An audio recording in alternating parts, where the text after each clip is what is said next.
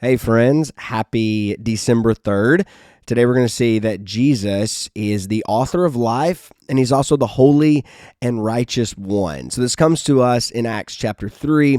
You've got that story of Peter is walking out of the temple and there's this guy that wants some alms. He says, hey, you got any money? And Jesus is like, I don't got money.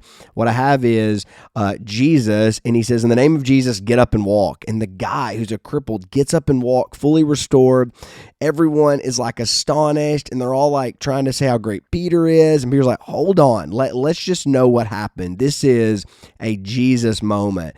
This guy is walking because of Jesus. And then he rebukes the crowd because they are the Jews who also wanted Jesus crucified. So he says this in verse 14, but you denied the holy and righteous one and asked for a murderer to be granted to you, and you killed the author of life, whom God raised from the dead. To this we are witnesses. So what a verse. So first of all, he calls Jesus the holy and righteous one. This takes back the Old Testament where there's going to be a holy and righteous one who's going to come. By the way, we are unholy and unrighteous. Only Jesus is holy and righteous. That's why we need his righteousness. And these people, the Jews, they asked for a murderer to be released. That's Barabbas rather than Jesus. They wanted Jesus to die. And he says, and here's the crazy thing, you killed the author of life. Just think about that. You killed the author of life, the one who created all things, the one who created you and me, Peter says, you killed him. So here we see this title of Jesus. He's the holy and righteous one, and he's also the author of life.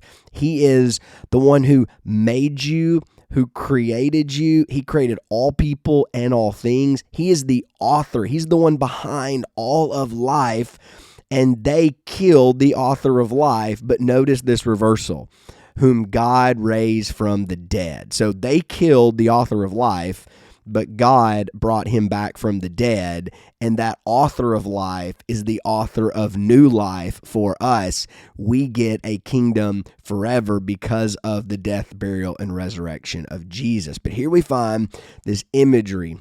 He's the holy one. He's the righteous one. He's the only one that obeys the Father. He's the only one that is without sin. And so we worship him for that.